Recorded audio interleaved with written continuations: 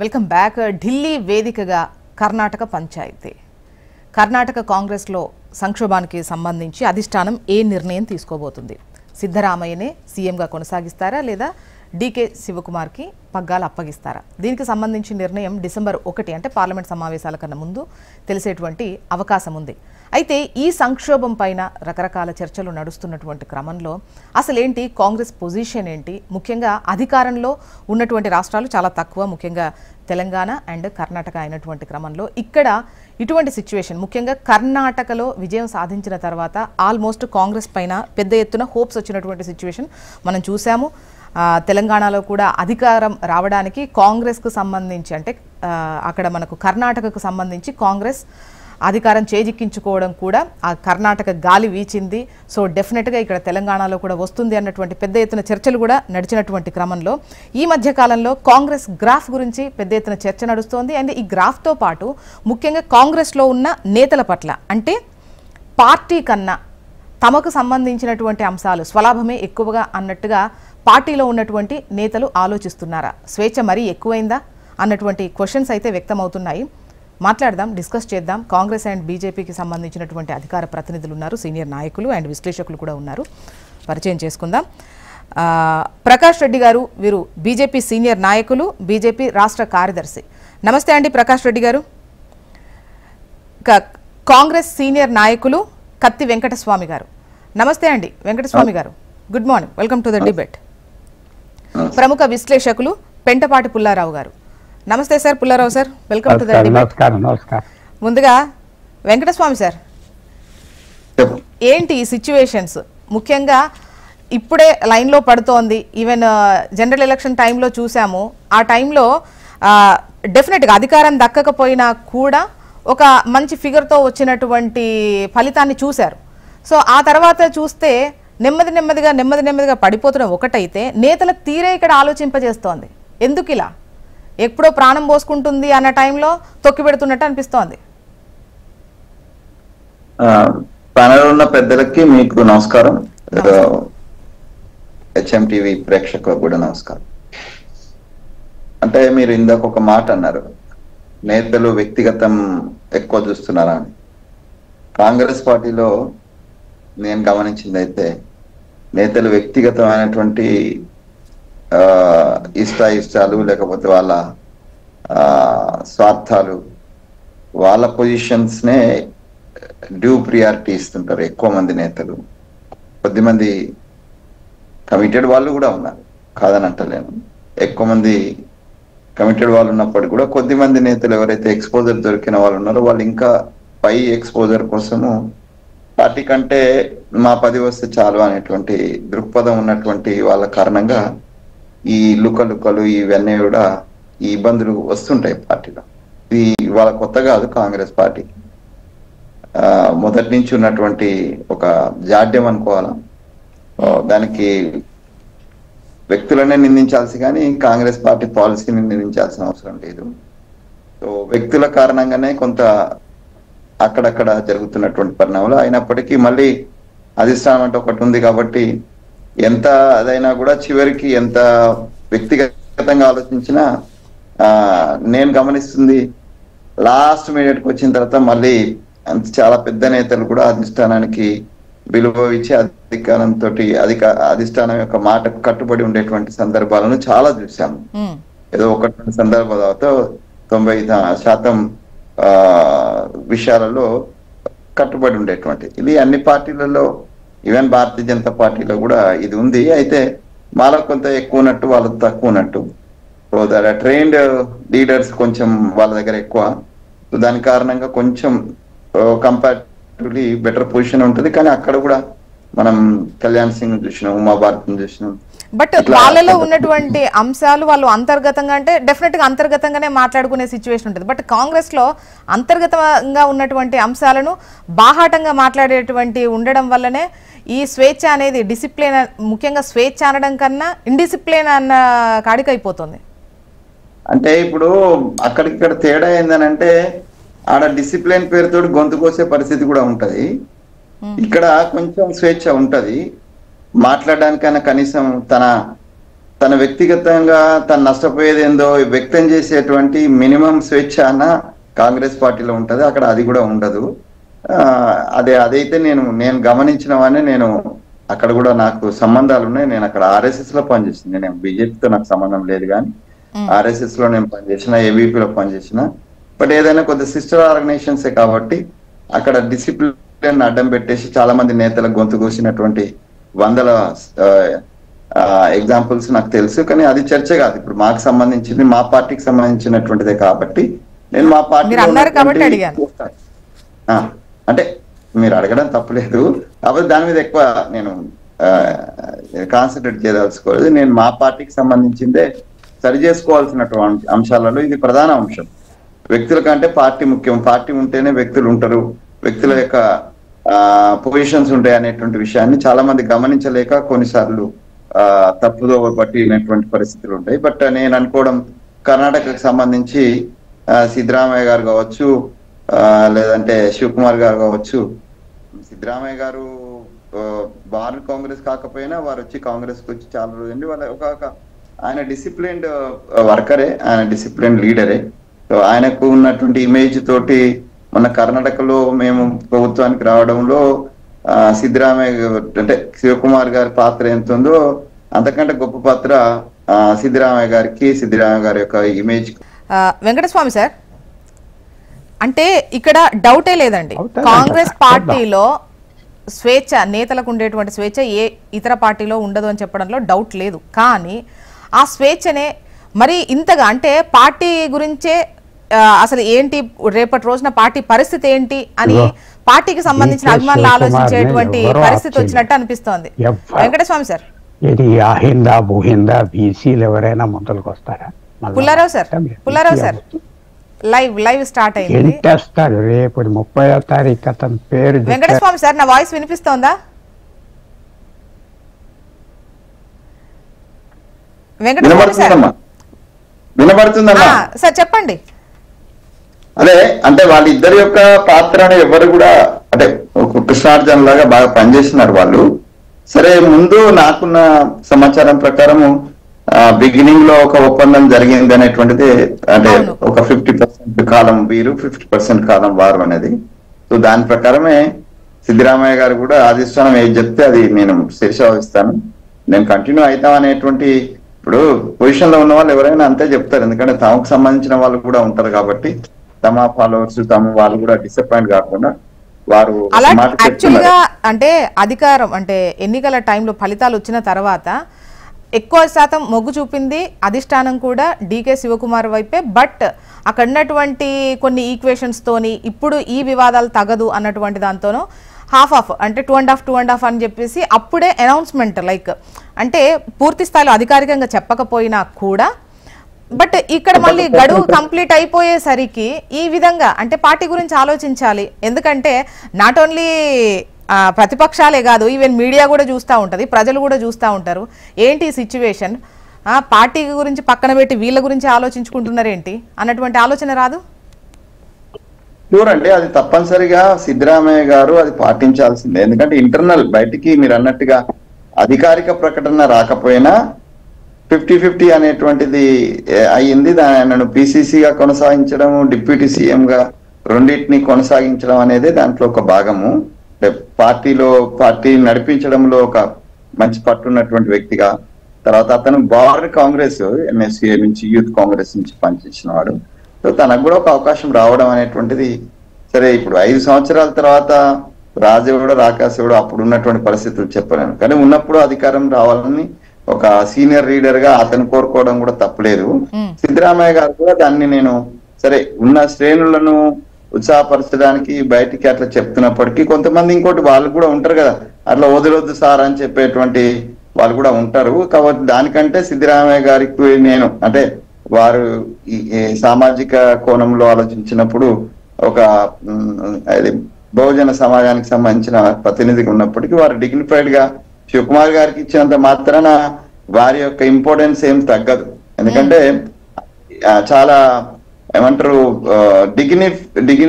Dignified గానే తప్పుకుంటున్నప్పుడు కూడా ఈ గొడవలతోటి దీంతో కంటే గతంలో కూడా మాకు అనుభవం ఉన్నది కదా. భారతీయ జనతా పార్టీ వేచి చూసింది, కొద్దిమంది ఎమ్మెల్యేలను తీసుకొని పోయి ఆడ ప్రభుత్వాన్ని కూలగొట్టినటువంటి పరిస్థితి ఉంది. వాళ్ళతో రిజైన్ చేపించి మధ్య పోటీ.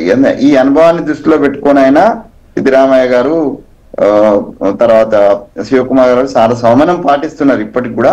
డెఫినెట్ గా దీని ప్రాసెస్ లో మనం ముందు అనుకున్నాం కాబట్టి వారు కూడా ఎలిజిబుల్ క్యాండిడేటే కాబట్టి వారికి ఇవ్వడం అనేది సమంజసమే. దాంట్లో అధిష్టానం కూడా నాకున్న నా అంచనా ప్రకారం నేను ఈ వివేదాన్ని శివకుమార్ గారికి ఇచ్చి ముందుకు నడిపిస్తుందని అనుకుంటున్నాను. ఓకే. అండ్ ప్రకాష్ రెడ్డి గారు, యాక్చువల్గా అక్కడ ఉన్నటువంటి స్వేచ్ఛను, వాళ్ళ అవసరము, వాళ్ళ ఇష్టము, వాళ్ళ ప్రయోజనం, దాని గురించి మాట్లాడుకునేటువంటి హక్కు ఉంటుంది. సో దాన్ని అంటే మిగతా పార్టీల్లో అంత స్వేచ్ఛ లేకపోవడం వల్ల ఇక్కడ ఏదో జరిగిపోతోంది, ఏవో విభేదాలు ఉన్నాయి, దీస్ కైండ్ ఆఫ్ మనకు అనిపిస్తోందా ఏమన్నా? మేబీ మ్యూట్లో ఉన్నట్టున్నారు సార్ మీరు. పెద్దలు పుల్లారావు గారికి, మిత్రులు వెంకటస్వామి గారికి మీకు నమస్కారం మేడం. నమస్తే. నేను ఒక పదం ఉపయోగిస్తున్నా, స్వేచ్ఛ అనే దానికంటే ఎక్కువ లక్ష్యం. కాంగ్రెస్ పార్టీకి లక్ష్యం లేదు, ఒక దిశ లేదు, ఒక దశ లేదు. స్వతంత్ర పోరాటం కంటే ముందు మేము స్వతంత్రం అని చెప్పుకున్నటువంటి కాంగ్రెస్ పార్టీ స్వతంత్ర పోరాటం ఎవరు చేశారు? మొత్తం తెలంగాణ పోరాటం తెలంగాణ మొత్తం చేస్తే టీఆర్ఎస్ పేరు వచ్చినట్టుగా అందరూ చేశారు. సబ్బన్న వర్గాలు చేసినా వాళ్ళకు వచ్చింది, టీఆర్ఎస్ కి అవకాశం వచ్చింది. అట్లాగే కాంగ్రెస్ పార్టీ కూడా స్వతంత్ర పోరాటంలో అన్ని వర్గాలు ఏ భావజాలం ఉన్నా పనిచేసిన స్వతంత్ర పోరాటంలో మేము ఉన్నాం మీరు లేరు, మేము ఉన్నాం మీరు లేరు అనే ఒక దీంతో వాళ్ళకు ఒక అవకాశం వచ్చింది. కానీ ఏదైనా 40-50 సంవత్సరాల 70 సంవత్సరాల సుదీర్ఘ కాలం తర్వాత కాంగ్రెస్ పార్టీకి ఒక లక్ష్యం లేదు. ఈరోజు దేని కోసం కాంగ్రెస్ పార్టీలో పనిచేయాలంటే ఒకే ఒక లక్ష్యం, అధికారం, పదవి. కాబట్టి అధికారం, పదవే లక్ష్యం అయినప్పుడు అందరూ లక్ష్యం కోసం పోరాటం చేస్తున్నారు. అంతకంటే వేరే ఏం లేదు. ఆడ స్వేచ్ఛ అనేది లేనే లేదు అసలు. ఆడ లక్ష్యం కోసమే పనిచేస్తున్నారు. లక్ష్యం ఏంటంటే పదవి, అధికారం. నేను ముఖ్యమంత్రిని కావాలా, మంత్రులను కావాలా, నేను పార్టీలో ఇంకేముండాలా, పదవి ఏ పదవి ఉండాలని. కాబట్టి దశ లక్ష్యం లేని అంటే సొంత లక్ష్యమే, పార్టీ లక్ష్యం కాకుండా సొంత అనేది మీ అభిప్రాయం అంతే. పార్టీకో లక్ష్యం లేదు కాబట్టి ఇక పార్టీలో ఎవరున్నా వాళ్ళకి పదవి అనేదే లక్ష్యం అయిపోయింది. కాబట్టి ఆ పార్టీలో పదవుల కోసం ఎంత దూరమైనా పోతారు. తెలంగాణలో కూడా అదే జరుగుతుంది. కానీ కొద్ది రోజులు ఇంకా 6 నెలలో ఏడాదో ఇప్పటికే చాలాసార్లు కలుకలు ఉంటాయి, చూస్తూనే ఉన్న. డిసిసి ప్రెసిడెంట్ నియామకంలో జరుగుతున్నాయి, లేదా మంత్రివర్గంలో జరుగుతున్నాయి, మంత్రుల కోసం జరుగుతున్నాయి. ఇవన్నీ మనం చూస్తూనే ఉన్నాం. కాబట్టి ఇది కాంగ్రెస్ పార్టీ సంస్థాగత నిర్మాణాన్ని ఎప్పుడో మర్చిపోయింది. దేశం దేనికోసం పనిచేయాలనే లక్ష్యాన్ని మర్చిపోయింది. ఈ దేశం నేను వ్యక్తుల గురించి మాట్లాడతాను ఈ దేశంలో. కాబట్టి ఏ రాష్ట్రంలో ఉన్నా గత 30-40 సంవత్సరాలుగా నేను రాజకీయాలు నాకు అర్థమైనప్పటి నుంచి నేను చూస్తున్నా, స్కూల్ కాలేజీ అప్పటి నుంచి కూడా. హర్యానాలో ఒక ప్రాబ్లం, ఆయారాంలో గయారంలో, ఉత్తరప్రదేశ్లో ఒక ప్రాబ్లం, మహారాష్ట్రలో ఇంకొక ప్రాబ్లం, కర్ణాటకలో ఒక ప్రాబ్లం, తెలంగాణలో ఎన్నిసార్లు, ఆంధ్రప్రదేశ్లో అయితే 78లో మరిచినారెడ్డి గారు అయితే 80లో తీసేశారు. ఆయన తర్వాత ఇంకొక ఆయన వచ్చారు, ఆయన తర్వాత 4 మంత్రులు. అట్లా ఈవెన్ మొన్న రీసెంట్ పాస్ట్ రాజశేఖర రెడ్డి గారు సరే ఆయన నాయకత్వ పట్టుబతో 5 సంవత్సరాల కంటే ఎక్కువ కాలం ఉండగలిగిండు. ఆ తర్వాత 2 ముఖ్యమంత్రులు కాంగ్రెస్ పార్టీలో చీలిక, దాని పర్యవసానంగా రాష్ట్రం తర్వాత అక్కడ కాంగ్రెస్ పార్టీ 0 అయింది ఆంధ్రప్రదేశ్ లో.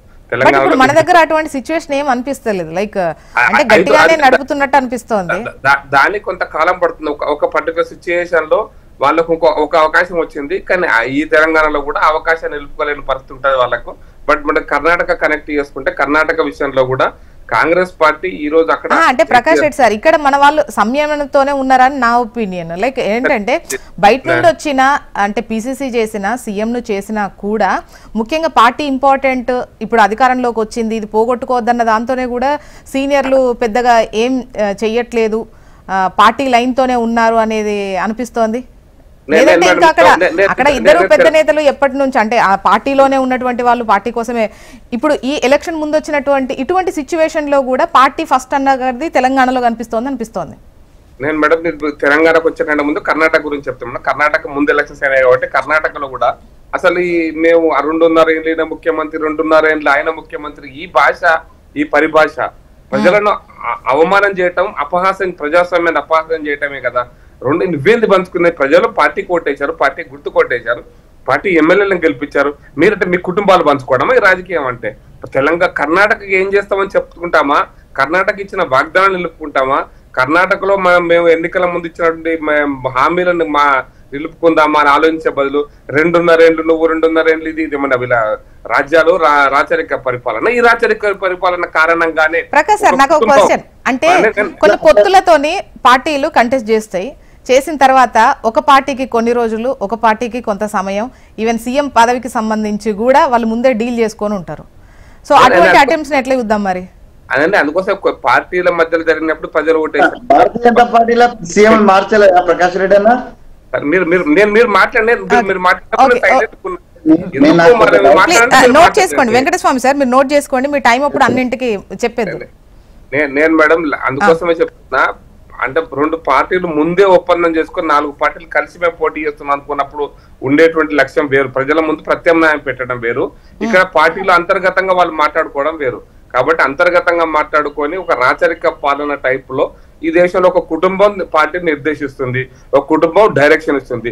ఏఐసిసి ప్రెసిడెంట్ అయినా కూడా మల్లికార్జున ఖార్గే గారు వారు బాధ్యతలు తీసుకునే కంటే ఒక రోజు ముందు రాహుల్ గాంధీ, సోనియా గాంధీ కుటుంబానికి నేను విధేయుణ్ణి, ఆ కుటుంబం ఏం చెప్తే అది చేస్తాడు. ఏఐసిసి ప్రెసిడెంటా లేకపోతే రాహుల్ గాంధీ కుటుంబానికి ప్రతినిధిగా ఏఐసిసి ప్రెసిడెంట్ గా బొమ్మ నిలబడ్డదా?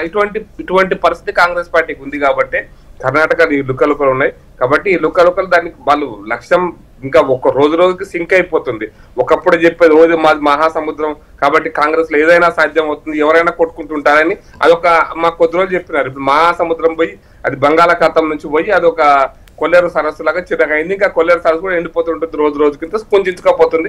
ఇక మిగిలిన 1-2 రాష్ట్రాలు ఏమన్నా మిగిలితే అవి వచ్చే ఎలక్షన్స్ వరకు అవి కూడా కుంచుకోపోతుంది. కానీ నేనేంటంటే ఇది ప్రజాస్వామ్యంలో ఈ ఒక ప్రత్యామ్నాయం ఉండి తీరాలి. దేశంలో ప్రజాస్వామ్యంలో ప్రతిపక్షం ఉండాలి. కానీ దురదృష్టం ఏంటంటే దేశంలో ప్రతిపక్ష పాత్రను కూడా నిర్వహించలేని స్థితికి కాంగ్రెస్ పార్టీ వచ్చింది. అది కూడా ప్రజాస్వామ్యంలో ఒక మంచిది కాదు. కానీ ఏదో ప్రత్యామ్నాయం వస్తుంది, కాంగ్రెస్ పార్టీ కావచ్చు ఇంకో ప్రత్యామ్నాయం వస్తుంది, ప్రజలు తీసుకొస్తారు ప్రత్యామ్నాయాన్ని. బట్ కాంగ్రెస్ పార్టీ ప్రతిపక్ష స్థాయిలో కూడా పనిచేయలేని పరిస్థితి దాన్ని మాత్రం నేను చెప్పదలుచుకున్నా. లక్ష్యం లేదు, ఒక సిద్ధాంతం లేదు, ఒక అంశం మీద ఎన్నికలు జరగట్లేదు. తెలంగాణ పార్టీకి వస్తే మీరు అదే కర్ణాటక కూడా 6 నెలల ముందు కర్ణాటక, 6 నెలల తర్వాత తెలంగాణ ఎలక్షన్స్ అయినాయి. 6 నెలల ముందు కర్ణాటక సమస్య, 6 నెలల తర్వాత తెలంగాణ సమస్య. అంతే తప్పిసి ఇది ఇంకా దూరం పోదు. ఆ హిమాచల్ ప్రదేశ్ కూడా చూస్తున్నాం, మిగిలిన 3 రాష్ట్రాలు ఏ రాష్ట్రంలో కూడా కాంగ్రెస్ పార్టీ లేదు. మిగిలిన ఒక 3 రాష్ట్రాలు హిమాచల్ ప్రదేశ్, తెలంగాణ, కర్ణాటక. వీటి పరిస్థితి రోజుకి ఎంత కుంచుకోపోతున్న పరిస్థితి. కాబట్టి కాంగ్రెస్ పార్టీలో నిర్ణయం తీసుకునే వ్యక్తులు కూడా, నేను మళ్ళీ ఇంకో పాట చెప్తున్నా మేడం, జాతీయ స్థాయిలో నిర్ణయం తీసుకునే వ్యక్తులు కావచ్చు, రాష్ట్ర స్థాయిలో నిర్ణయం తీసుకునే వ్యక్తులు కావచ్చు. ఒక వ్యక్తిని నిర్దేశిస్తే అంటే ఈ వ్యక్తి కావాలని చెప్తే జరిగేటువంటి పరిస్థితులు ఈ రోజు కాంగ్రెస్ పార్టీ రాహుల్ గాంధీ చెప్పిందా, సోనియా గాంధీ చెప్పిందా? రాహుల్ గాంధీ నిర్ణయం తీసుకున్నాడు, సోనియా గాంధీ నిర్ణయం తీసుకుంటాడు. సరే, మా పార్టీ వరకు స్వేచ్ఛ ఉందా లేదా మాకు తెలుసు, స్వేచ్ఛ ఎంత బాగా పనిచేస్తున్నామండి. బట్ పార్టీకి ఒకటి మాత్రం గుర్తుపెట్టుకోండి, మా పార్టీకి ఒక లక్ష్యం ఉంది. ఈ భారతదేశాన్ని, భరతమాతను వారు కూడా పనిచేశారు ఆ భావజాలంతో. భరతమాతను అత్యున్నతమైనటువంటి ప్రపంచంలో గొప్ప దీనికోసం తయారు చేయాలనుకున్నప్పుడు నాకు పదవులు చాలా చిన్నవి మేడం, చాలా చిన్నవి. నాకు ఎమ్మెల్యే వస్తుందా, ఎమ్మెల్సీ వస్తుందా, నాకు నామినేటెడ్ పోస్ట్ వస్తుందా, ఇంకో పోస్ట్ వస్తుందా, నాకు సర్పంచ్ అవుతున్నాయి, ఇవన్నీ చాలా చిన్న. లక్ష్యం చాలా పెద్దగా ఉన్నప్పుడు, దానికోసం పనిచేస్తున్నప్పుడు ఈ చిన్న అంశాలు వీటి గురించి ఆలోచించడం అనేది అనవసరం.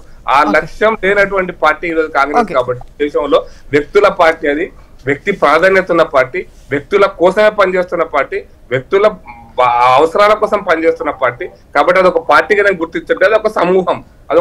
కాబట్టి ఆ సమూహాలు అప్పుడప్పుడు లుక్కలుకలు వస్తుంటే మళ్ళీ కలిసిపోతారు, మళ్ళీ లుక్కలుకలు వస్తుంటే ఇది కాంగ్రెస్ పార్టీ సరిగ్గా దగ్గరికి వస్తుంది. ఇంకొక 5 ఏళ్ళు 10 ఏళ్ళు ఆ తర్వాత కనుమరుగవుతుంది భారతదేశ చరిత్ర, అంటే భారతదేశ చరిత్రలో అవుతుందేమో అని నాకు అనిపిస్తుంది. కానీ దాని గురించి ఎక్కువ తక్కువ పోను. కానీ బట్ ఉన్నంతలో కర్ణాటకలో మాత్రం ఖచ్చితంగా ఈ రకమైన పరిణామాలు దెబ్బతీస్తే మాకు అవకాశాలు మెరుగుపడతాయి. కాబట్టి మేము కూడా చూస్తుంటాం దానికోసం.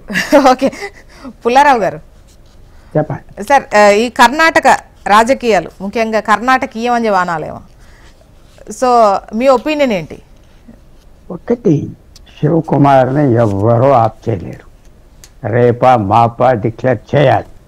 ఇప్పుడు వరకు అందరూ ఏమనుకున్నారంటే, ఎస్పెషల్లీ గాంధీ ఫ్యామిలీ, అహ్మద్ పటేల్ ఉన్నప్పుడు ఏదో అమాయకుడు, కాంగ్రెస్ అంటే పిచ్చి, గాంధీ ఫ్యామిలీ అంటే పిచ్చి భక్తి ఉన్నది, చాలా అమాయకుడు, డబ్బులు ఖర్చు పెడతాడు, ధనవంతుడు, అన్ని ఎవరో క్యాంప్స్ అన్నీ అక్కడే పెట్టించేవాడు, మన బతుడు అనుకున్నారు. అది అస్సలు అసత్యం. చాలా షూడ్ మ్యాన్, చాలా ఇంటెలిజెంట్ మ్యాన్. 89 నుంచి ఎమ్మెల్యేగా వస్తున్నారు. 89 నుంచి 31 సంవత్సరం, 36 సంవత్సరాలు బట్టి యంగ్ ఏజ్లో ఎమ్మెల్యే అయ్యాయి. సో అందువల్ల ఆ ఇమేజ్ అంతా పోయింది ఢిల్లీలో. ఏదో అమాయకుడు పిచ్చోడు కూర్చోమంటే కూర్చుంటాడు, పొగిడితే చాలు. ఒక్కసారి సోనియా గాంధీ గారు చెప్తే వెళ్ళిపోతాడు అనుకున్నాను. నేను అనుకుంటున్నా మన మిత్రులు ఇద్దరు అదే very senior people and they parties. Prakash Reddy గారు ఏదో చిన్న పదవి నాకు ఉన్నదన్నారు. ఇట్స్ నాట్ సో, ఇది వెరీ ఇంపార్టెంట్ పర్సన్. ఆ జీకే శివకుమార్ని ఎవరు ఆప్ చేయలేరు. నిజస్వరూపం బయటకు వచ్చింది వారం రోజులు బట్టి. ఫోన్ మీద పిలిచాడు రాహుల్ గాంధీని. ఫోన్ మీద ఎందుకు మాట్లాడమంటే నేను పిలుస్తాను కొన్ని, అతను ఎవరు ఆప్ చేయలేదు. రెండోది కర్ణాటకలో వాళ్ళు ఎవరికైతే వాళ్ళే నాయకులు. 100 మంది ఎమ్మెల్యేలు, 224 ఇంకా ఎక్కువేమో, 30 సంవత్సరాలు 40 సంవత్సరాలు బట్టి ఈ పార్టీ ఆ పార్టీ నుంచి వస్తాను. యడియూరప్ప కాంగ్రెస్ ఆర్ఎస్ఎస్ రక్తం నాలో ఉన్నది, నా కళ్ళలో ఉన్నది అన్నవాడు 2011 బయటికి వెళ్ళి దుమ్ముగా ఓడిచ్చాడు బీజేపీ. అంత పదవులు అనుభవించినాడు, ఆర్ఎస్ఎస్ నుంచి వచ్చినాడు యడియూరప్ప. అందరూ మర్చిపోతారు. ఎవరికి లెక్కలేదు. మాకు పదవి ఇచ్చి ఈ పదవి మీద సీలింగ్ అవుతే మనం ఆ పార్టీలో ఉంటాం. పార్టీలు ముఖ్యం కాదు కర్ణాటకలో. అలాగైపోయింది అక్కడ రియల్ ఎస్టేట్. అంటే ఈసారి శివకుమార్ గట్టిగానే పట్టుబట్టినట్టుగా అనిపిస్తోంది. అంటే ఏదో పట్టిలేదు చెప్తే అతనికి. విని నెక్స్ట్ టైం చూద్దాము అన్నటువంటి ఆలోచన అయితే లేనే లేదని అనిపిస్తోంది. ఇస్తే నాకు లేకపోతే మాట్లాడొద్దు అని కార్గే లేదు, రాహుల్ గాంధీ లేదు, ప్రియాంక గాంధీ లేదు, సోనియా గాంధీ లేదు. ఓపెన్గా టైం అడిగేది. ఏమన్నాడు వాడు తమ్ముడు డికే సురేష్, రాసి ఇవ్వాలన్నాను. అక్కర్లేదన్నారు. అగ్రిమెంట్లో తప్పు లేదు. ప్రకాష్ రెడ్డి గారు పాపం మారల్ ఎక్స్ప్లెనేషన్ ఇచ్చారు. I disagree. పాలిటిక్స్లో ఏమున్నది? అది art of the possible. Power కోసమే దేశానికి సాయం చేస్తున్నారు, కరెక్టే. ప్రతి పాలిటిషియన్ కాదం ఇస్తే అదే తప్పు లేదు. పవర్ కోసమే వాళ్ళు చేసేది. కులాలు వాడతారు, మతాలు వాడతారు, ఓట్ బ్యాంక్స్, అంతా తప్పు లేదు. కానీ దీంట్లో వచ్చిన తమాషా ఏంటంటే అతను ఏదో బ్లఫ్ చేసి నెక్స్ట్ టైం నీకు ఇస్తా ఉన్నాడు. Next time ఎలాగిస్తావు? 28లో ఓడిపోతే నేను 2033 వరకు ఆగాల. 29 తర్వాత డీలిమిటేషన్ వస్తుంది. 40% మందికి ఎమ్మెల్యేలు ఆడవాళ్ళు మహిళలకు ఇస్తారు. పవర్లోకి మనం వస్తావా? నో, ఈసారి అంతే. అది అల్టిమేటం. ప్రొఫెసర్ కత్తి గారు ఈవేళ అతను ఏంటో అర్థం చేసుకున్నారు. చాలా స్ట్రాంగ్ మ్యాన్, చాలా స్ట్రాంగ్ మ్యాన్. ఈ గత 10 రోజుల్లో ఎక్కడైనా ఆయన మొహం మీద ఒక స్మైల్ చూసారా? ఎక్కడా చూడలేదు. ఎక్కడ కోపిష్టి, జాగ్రత్త, వార్నింగ్స్ జరుగుతున్నాయి. ఈవేళ రేపు అనౌన్స్ చేయకపోతే ఇక టీవీ ఛానల్ మనకు ఒక వారం పండగ ఉంటుంది. ఆ గొడవ ఎలాంటి గొడవ చేస్తాడో ఎవరు చెప్పలేము. ఎందుకంటే ఏదో దగ్గరగా చూసి చెప్తున్నా. యడియూరప్ప ఏదో పెద్ద మనిషి, లింగాయ్ తగ్గిపోయాడు, పార్టీ పెట్టుకున్నాడు, అలా నాగలు ఒంటరిగా దున్నుకున్నాడు. 11-12 మంది ఎమ్మెల్యేలు వచ్చారు, మళ్ళీ జాయిన్ అయిపోయాడు 2014లో. ఇతను బలమేంటి, ఇతని యాటిట్యూడ్ ఏంటి తెలుస్తాయి. బెంగళూరు ఆయన పాలిటిక్స్ హెడ్ క్వార్టర్స్, బెంగళూరు చుట్టుపక్కన. అందువల్ల ఇది చూసేది ఏంటంటే నాకు పుల్లారావు సార్, జనరల్ ఎలక్షన్ టైంలో కాంగ్రెస్ ఒక విధంగా చెప్పాలంటే ఇండి కూటమి పర్ఫార్మెన్స్ ఆ లెక్కలో చూస్తే కొంచెం గట్టిగానే పోటీ ఇచ్చింది. కాకపోతే గెలిచేంత పోటీ కాదు, కాకపోతే చెప్పుకోదగ్గ పోటీ. ఎట్ ద సేమ్ టైం ఏవైనా పార్టీలు కలిసి వస్తే ఈవెన్ అధికారం కూడా చేజెక్కించుకునేంత పర్ఫార్మెన్స్. ఆ తర్వాత వచ్చిన ప్రతిదీ అంటే 1-2 మినహాయిస్తే మిగతా వాటి అన్నింటిలో కూడా ఎక్స్పెక్టేషన్ చేసినంత ఫలితాలు రావట్లేదు. ఎట్ ద సేమ్ టైం ఇటువంటి వివాదాలు, విభేదాలు, అంతర్గత కలహాలతోని పార్టీకి మరింత డ్యామేజ్ అయ్యేటట్టు అనిపిస్తోంది. ఇది కర్ణాటక వేరే. ఇప్పుడు వాళ్ళకి 2.5 సంవత్సరాలు కాంగ్రెస్ గవర్నమెంట్ ఉండాలా, ఇప్పుడే కరిగిపోవాలా? అదే ప్రశ్న. ఉండాలంటారు. సిద్ధరామయ్యని బయట పంపిస్తారు. సిద్ధరామయ్య ఏంటంటే చాలా మంచి పాలిటీషియన్, రెస్పాన్సిబుల్ పాలిటీషియన్. ఆఫీసర్లను ఏడిపించడం, ఆఫీసర్లను డబ్బులు దమ్మండు, చాలా ఆఫీసర్లు అందరికీ బ్యూరోక్రసీకి చాలా ఇష్టడు. 40 సంవత్సరాలు బట్టి ఏం ప్రెషర్ తాడు వాళ్ళ మీద, ఏం మర్యాద ఇస్తాడు, అన్ని మంచి గుణాలు ఉన్నాయి. కానీ అతని దగ్గర బేస్ ఏమున్నది? అహిందా అంతా వేసేస్తాడు. బీసీలు అయితే పెట్టుకో వేరే పార్టీ. 5 రోజులు సర్వైవ్ అవ్వలేడు. పాలిటిక్స్లో దేవేగౌడ అని పట్టుకొని 20 సంవత్సరాలు సర్వైవ్ అవ్వదు. కాంగ్రెస్కి వచ్చి 20 సంవత్సరాలు అంతే. అంతే. అయితే శివకుమార్ ఏం చేస్తాడు? శివకుమార్ వేరే పార్టీ పెడితే వస్తాడా? రాడు. కానీ ఇప్పుడు ఆ చేతిలో ఉన్న బలం చూపెడతాడు. ఈ 2.5 సంవత్సరాలు నాకు ఇవ్వకపోతే నేను మళ్ళీ ఎప్పుడు అవను ఇవ్వాలన్నాడు. అది సో దీంట్లో వచ్చిన డ్రామా ఏంటంటే, మీరు అనుకున్న కాంగ్రెస్ పార్టీ ఎందుకు పైకి రావట్లేదంటే, వాళ్ళకి 100లో లీడర్స్ ఉన్నారు, పక్కన పెట్టేశారు అందరు, ఎవరిని రానివ్వట్లేదు ఎవరిని. అది చాలా పొరపాటు అనుకుంటాను. మంచి లీడర్స్ ఉన్నారు, వాళ్ళందరినీ కలవ చేసుకుని చేస్తే కాంగ్రెస్ పార్టీ మంచి ఫైట్ ఇద్దును, మంచి ముందరికి వెళ్ళం. కానీ అది అన్ఫార్చునేట్గా మనం అది డిబేట్ చేయడం చాలా టైం పడుతుంది. అన్ఫార్చునేట్గా అంటే సార్ పదే అంటే కాంగ్రెస్ పార్టీ ఇచ్చేటువంటి స్వేచ్ఛ వ్యక్తులకు, ముఖ్యంగా సీనియర్స్కు వాళ్ళకు ఉన్నటువంటి ఆ ఫ్రీడమ్ వల్లనే కాంగ్రెస్ పార్టీకి ఇబ్బందికర పరిస్థితి వస్తోంది. అంటే లేచిన ప్రతిసారి ఇటువంటి ఏదో ఒక ఇష్యూ కనిపించి, ఇప్పుడు కర్ణాటక రాజకీయం అది ప్రత్యేకం, ఎందుకంటే ముందుగానే హామీ ఇచ్చారు, ఆ తర్వాత ఎటువంటి సిచ్యువేషన్లో అక్కడ నెగ్గడం జరిగింది, అధికారం చేజిక్కించడం జరిగింది, మనం అంతా చూసిందే. సో ఆ ఫైట్ని సమంజసమే అనుకున్నా కూడా పదే ఇది కాకపోతే ఇంకో కారణంతో, ఇది కాకపోతే ఇంకో కారణంతో, మిగతా పార్టీస్లో ఇప్పుడు ప్రాంతీయ పార్టీలో అటువంటి సిచ్యువేషన్ ఉంటుంది, ఆ విషయం మనందరికీ తెలిసిందే. ఈవెన్ బీజేపీకి సంబంధించి కూడా కొంచెం వాళ్ళు గట్టిగానే నేతలను కంట్రోల్ చేసే పరిస్థితి ఉంటుంది. సో అలా లేకపోవడం వల్ల ఏమైనా ఇబ్బందా? కరెక్ట్ కాదు. వసుంధరా రాజే రెబెల్ చేస్తాడు, కళ్యాణ్ సింగ్ రెబెల్ చేశాడు, వేరే యడ్యూరప్ప రెబెల్ చేశాడు. అక్కడ కూడా చేస్తారు అధికారంలోకి వచ్చాక. అది మానవత్వం. తర్వాత ఇంకోటి ఏంటంటే, కాంగ్రెస్ పార్టీకి మన బీహార్లో కొలాప్స్ అయిపోయింది కాబట్టి హైకమాండ్, విజయ్ కమాండ్ ప్రెస్టీజ్ కూడా పోయింది కదా. మన బీహార్లో గెలుచుంటే కొద్దిగా శివకుమార్ ఏమన్నా ఆలోచించుకుంటుంది ఏమో, కానీ నాకు అలా కనపడట్లేదు. శివకుమార్ నాకు ఇప్పుడు ఇవ్వకపోతే నేను మళ్ళీ అవన్నీ ముఖ్యమంత్రి, వచ్చేసారి ఓడిపోతాం, ఇంకా 5 సంవత్సరాలు అంటే 7 సంవత్సరాలు కూర్చోవాలి, ఎవరి కోసం ఏమైపోతాం. సో ఇప్పుడే కావాలన్నాడు. బీహార్లో ఓడిపోయాక ప్రెస్టీజ్ లేదు. మీకు ఓటమి అంటే దాని పరిణామాలు ఉంటాయి. ఓడిపోయాక వాజ్పేయి గారు అంటే ప్రకాష్ రెడ్డి గారిని ఇరిటేచేయటం నాకు ఇష్టం లేదు.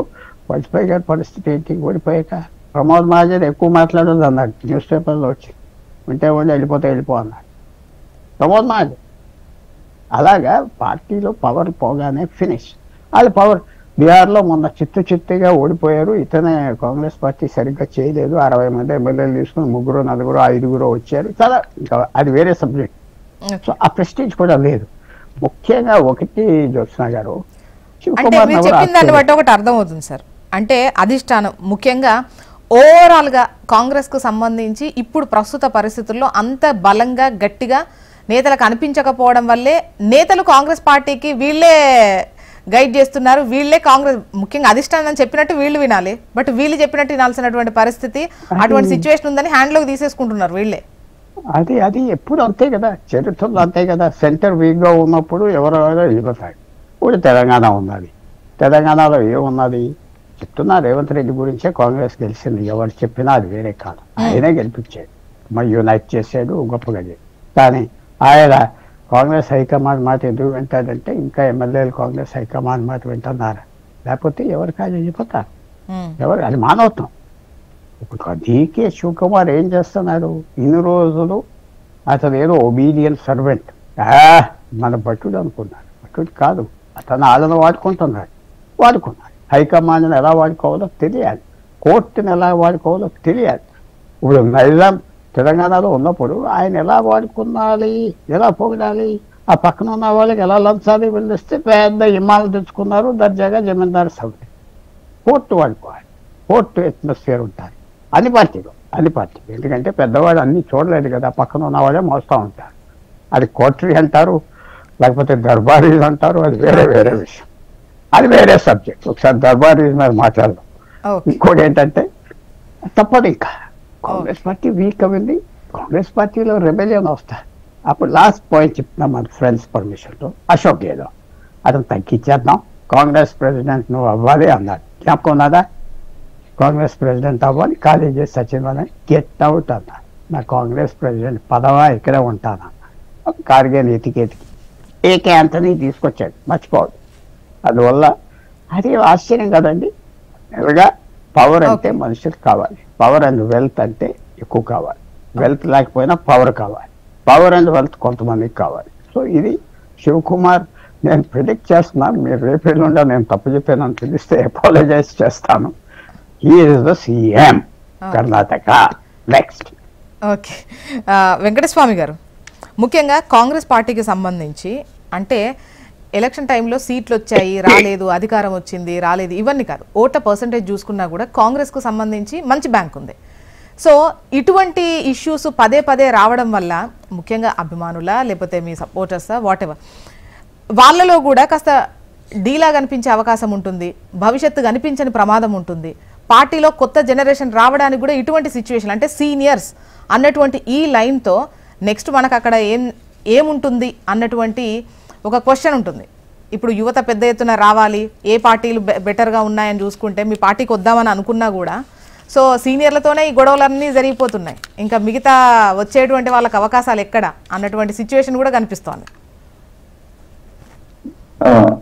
కరెక్టే. నేను అంటే ఒక న్యూ జనరేషన్ రావాలంటే కొంత హోప్స్ కనిపించాలా, కనిపించినప్పుడు న్యూ జనరేషన్ అట్రాక్ట్ కాదనేది చాలా సమంజసమైనటువంటి మీ ఆర్గ్యుమెంటే. బట్ కాంగ్రెస్ కు మొత్తమే అంటే సీనియర్సే మొత్తం డామినేట్ చేస్తున్నారు, లేదా సీనియర్స్ లేనిది ఇక లేదు అనేటువంటి పరిస్థితి అంతటా ఏం లేదు. కొన్ని సందర్భాల్లో అట్లా జరుగుతుంది. ఇప్పుడు మీరు తెలంగాణనే చూడండి, మొన్న డిసిసి అధ్యక్షుడు చిన్న చిన్న గొడవలు ఒకటి రెండు వచ్చినా న్యూ జనరేషన్ సంబంధించిన వాళ్ళకి చాలా మందికి ఇచ్చింది. అంటే అన్ఎక్స్పెక్టెడ్ ముందు 40 years మీకు జగిత్యాల్లో ఒక నందయ్య గారు అని ఒక ఆయనకి ఇచ్చినారు. సో 40 years ఇండస్ట్రీ ఆయన. సో ఆయన కేవలం సర్పంచ్ గా ఎంపీటీసీగా చేసినట్టున్నాడు అంతే. బట్ అయినా కూడా మేము ఆయనకు ఇలా జిల్లా అధ్యక్ష పదవిని ఇచ్చినటువంటి పరిస్థితి. అట్లా చాలా ఈసారి వచ్చిన దాంట్లో కొంత ఎగ్జాంపుల్స్ ఉన్నాయి అట్లా.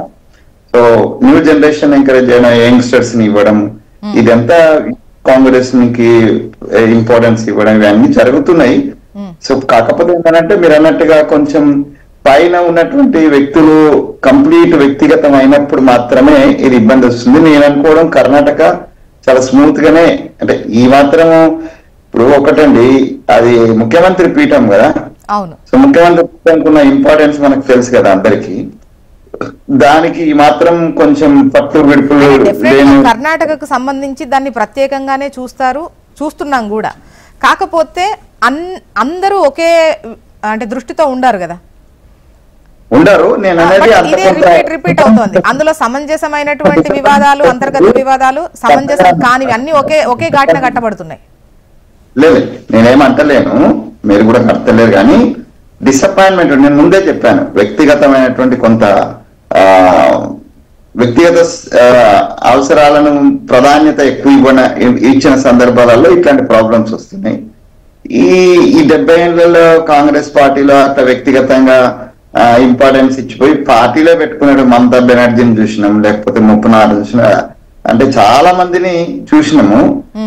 కాంగ్రెస్ పార్టీ నుంచి చీలికపోయి ఇలా శరత్ పవార్ లాంటి వాళ్ళు అందరు కూడా పార్టీలు పెట్టుకొని పక్కకి వెళ్ళిపోయి, అంటే పుల్లారావు గారు ఒక వ్యాలిడ్ పాయింట్ చెప్పినారు, వాళ్ళు బలపడేంత వరకు ఒబిడియంట్ గానే కనిపిస్తారు. బలపడిన తర్వాత వ్యక్తిగతం, అది దాంట్లో పార్టీ ఏం లేదు. అది పార్టీ అనేటువంటి మాట కంటే వాళ్ళు వ్యక్తిగతంగా వాళ్ళ కాన్ఫిడెన్స్ వచ్చింది అనుకోండి, పార్టీని కూడా ఎదిరిస్తుంది, అధిష్టానాన్ని కూడా ఎదిరిస్తారు. దాంట్లో అది బీజేపీ అయినా కాంగ్రెస్ అయినా పెద్ద. అది కాంగ్రెస్ లో ఎక్కువ ఎగ్జాంపుల్స్ ఉన్నాయి కాబట్టి మనం పదే పదే కాంగ్రెస్ లోనే ఇది ఉన్నది అని కనిపిస్తుంటుంది. అంటే కాంగ్రెసే ఉండింది కదా ఇన్నేళ్లు, ఇవాళ బీజేపీ కనిపిస్తుంది 10 ఏళ్ల నుంచి. కానీ ఇన్నాళ్ళు దేశంలో కాంగ్రెసే ఉంది కాబట్టి చర్చ కాంగ్రెస్ వైపే. ఏ పరిణామాలు జరిగినా రాజకీయంగా, ఏ మంచి జరిగినా చెడు జరిగినా అంత కాంగ్రెస్ నేతృత్వంలో జరిగింది గత 60 సంవత్సరాలుగా. ఈ 10 సంవత్సరాల ఎగ్జాంపుల్స్ కూడా ఎక్కువనే ఉంటాయి అంటారు. ఉంటాయి కదా. అంటే ఎవరు ఇప్పుడు దట్ ఈస్ ఎక్స్పీరియన్స్డ్ పార్టీ, 100 ఏళ్ల పార్టీ, అటు స్వాతంత్రానికి ముందుండి స్వతంత్రం తర్వాత ఉన్నది. సో ఇప్పుడు వచ్చినటువంటి పార్టీలకు సంబంధించినటువంటి ఎగ్జాంపుల్స్ తక్కువనే ఉంటాయి, అందులో కూడా ఏం తక్కువేం లేదు. ఇప్పుడు కళ్యాణ్ సింగ్ ఎగ్జాంపుల్ తీసుకుందాం మనం, లేకపోతే వసుంధరా సింధే ఎంత గొడవ చేసిందో మనం చూసినాం. సో అట్లాపోతే ఉమాభారతి విషయంలో ఎన్ని గొడవలు అయినా చూసినాం. ఇందాకనే పెద్ద పుల్లారావు గారు చెప్పిన ఉడియారప్ప గురించి చూసినాం. సో వాళ్ళకు వచ్చిన అవకాశాల దగ్గర వాళ్ళు కూడా ఏం తక్కువ లేదు. ఇప్పుడు అక్కడ కట్టర్ను పెట్టినారు హిమాచల్ ప్రదేశ్ లో, ఎందుకు మార్చినారు సాయనిని? సో అది రాజకీయంగా ఒక వ్యూహం కోసం మార్చినమని బీజేపీ చెప్తుంది. ఒత్తిడితోటి వ్యక్తులతో అనేటువంటిది కాంగ్రెస్. అంటే కాంగ్రెస్ ఇప్పుడు టైం నడవాలి, ఏ పార్టీకైనా టైం నడిచినప్పుడు నేతలు కూడా పార్టీ వెంట నడుస్తారు. ఇప్పుడు ఇప్పుడు మనం దాన్ని సాధించలేదన్నప్పుడు గమ్మున ఉంటారు, సాధించగలుగుతాం పోటీ చేస్తే మనం గెలవగలుగుతాం అనుకున్నప్పుడు పార్టీ కొట్టొస్తారు. సో ఇది వ్యక్తిగతంగా అంటే ఓవరాల్ గా. తర్వాత ప్రకాష్ రెడ్డి గారు గమ్మత్తుగా లక్ష్యాల గురించి లేకపోతే అంటే చాలా పెద్ద పదాలు ఉపయోగించినారు సిద్ధాంతాల గురించి. అసలు ఈ దేశంలో ఏ పార్టీకి సిద్ధాంతం ఉన్నది? సిద్ధాంతాలు లేవు, అన్ని కూడా పవర్ పాలిటిక్సే. దేశంలో అది బీజేపీ అయినా ప్రాంతీయ పార్టీలైనా లేదా కాంగ్రెస్ అయినా కూడా పవర్ పాలిటిక్సే నడుస్తున్నాయి. సిద్ధాంతం కోసం కొట్లాడింది అది స్వతంత్రానికి ముందు స్వాతంత్రం అనే ఒక లక్ష్యం. తెలంగాణ మనం కొట్లాడింది తెలంగాణ కంటే ముందు తెలంగాణ రాష్ట్ర సాధన అనేది ఒక లక్ష్యం. సో దాని తర్వాత లక్ష్యాలు ఏమి ఉండవు, దాని తర్వాత పవర్ పాలిటిక్సే. ఇవాళ నడుస్తున్నటువంటిది పవర్ పాలిటిక్సే, అది బీజేపీ. రెండోది అధిష్టానాన్ని ఎదిరించలేరా అని అంటే ఒకరే ఇద్దరే.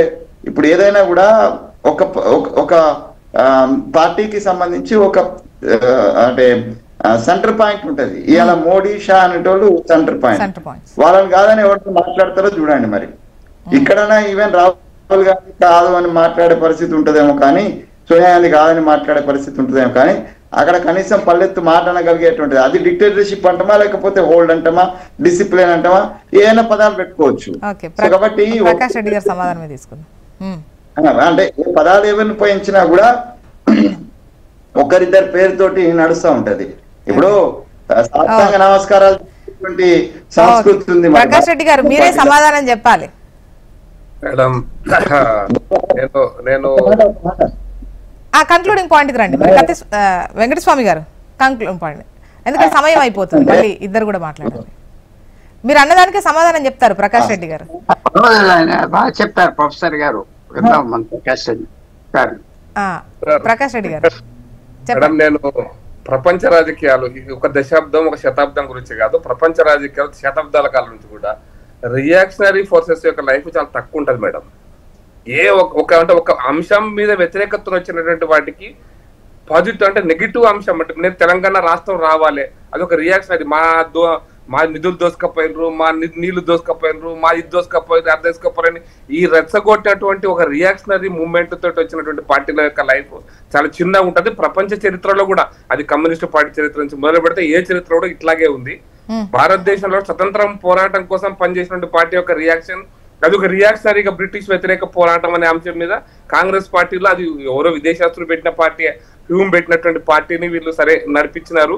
దానిలో కుటుంబము తర్వాత ఇండిపెండెన్స్ కుటుంబాలు ఆ రెండు కుటుంబాలు నడిపినా కూడా దానికి చాలా లక్ష్యం రియాక్షనరీ ఉండే కొద్ది కాలం ఒక 40 ఏళ్ళ 30 ఏళ్ళ కాలం గడిచింది. కమ్యూనిస్ట్ పార్టీ కూడా 50 కుటుంబం అయితే ఇక్కడ వ్యక్తులు అన్నటువంటిది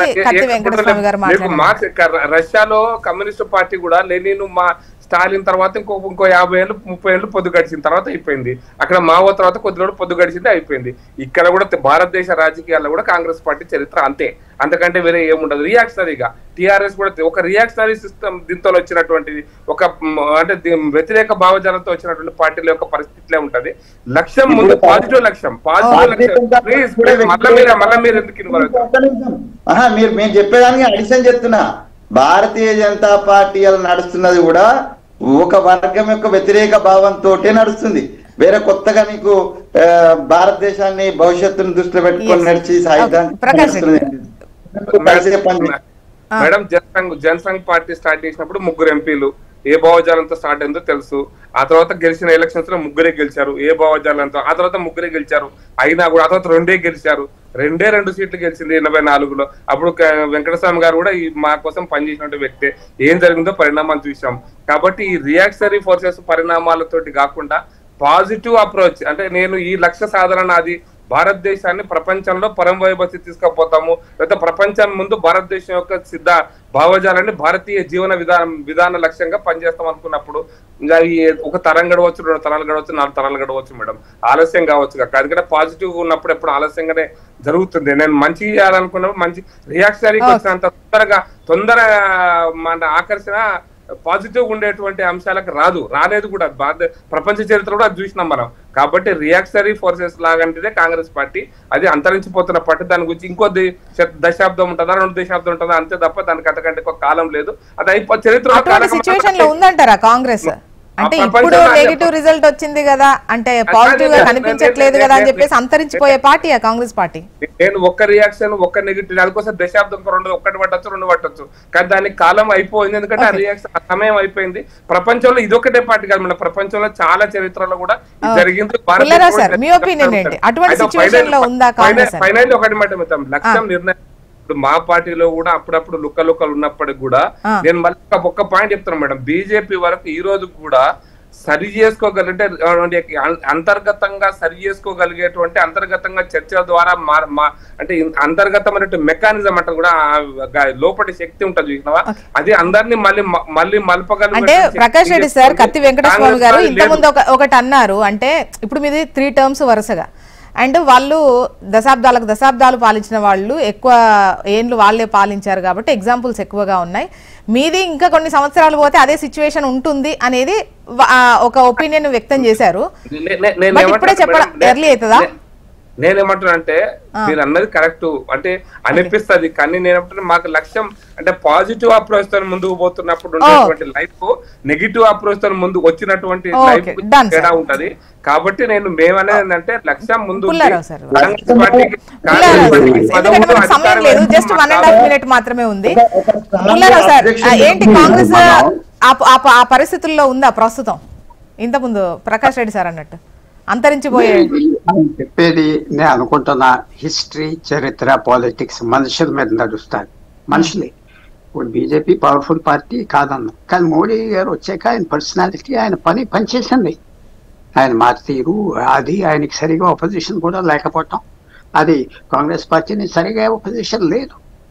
అందువల్ల ఆయన పర్సనాలిటీ పనిచేసింది మోడీ, అలా పనిచేసింది. అప్పుడు వాజ్పేయి పర్సనాలిటీ పనిచేసింది 98 నుంచి 2004 వరకు. సో ఇది కేర్ఫుల్ గా చేసుకుంటున్నాడు. ఆఫ్టర్ మోడీ అంటే పార్టీలో ఉన్నటువంటి నేతలను బట్టి వాళ్ళు వెళ్ళే అప్రోచ్మెంట్ ని బట్టి ఉంటుంది అంటారు. పర్సనాలిటీ పాలిటిక్స్ డామినేట్ చేస్తారు. పర్సనాలిటీస్, ఈ పర్సనాలిటీస్ లేకపోతే ఎగ్జాంపుల్ తెలంగాణ కూడా చూసుకోవచ్చేమో. తెలంగాణ అధికారంలోకి రావడం మోడీకి ఉన్న ఇమేజ్ కోపం వస్తుంది, ఎవరికి లేదు అక్కడ. మిగతా లీడర్స్ బీజేపీ పైకి ఎలా వచ్చిందంటే మిగతా పార్టీ నుంచి లీడర్స్ తెచ్చుకున్నారు, తప్పు లేదని, కరెక్ట్. శర్మ అండ్ అది ఆంధ్ర తెలంగాణలో జరుగుతుందా? లేదు. తమిళనాడులో జరుగుతుంది, అది కేరళలో జరుగుతుంది. ఎంతోజియాస్టిక్ గా పెరగటానికి ప్రయత్నం చేస్తున్నారు. కేరళ 15% వచ్చేసారు. కేరళ, తమిళనాడు 8, 9, 10% వచ్చారు. ఇంకా 10 సంవత్సరాలు పడతారు. కానీ మోడీ లాంటి లీడర్ పైన అవుట్ లీడర్స్ రాకపోతే పెరగటం కష్టం. డెఫినెట్. అండ్ చూడాలి, ఇప్పుడు డిసెంబర్ 1వ తేదీన మాత్రం తెలుస్తుంది సిద్ధరామయ్య గారే కొనసాగుతారా లేదా డీకే శివకుమార్ గారు సీఎం అవుతారా అనేది డిసెంబర్ 1న తెలుస్తుందంట. చూద్దాం. And thank you so much అండి డిస్కషన్లో పాల్గొన్నందుకు. పుల్లారావు గారు, ప్రకాష్ రెడ్డి గారు, వెంకటస్వామి గారు, థ్యాంక్ యూ అండి. ఇది వాళ్ళ న్యూస్ అనాలిసిస్. చూస్తూనే ఉండండి హెచ్ఎం టీవీ. వార్త ఆగదు, నిజం దాగదు.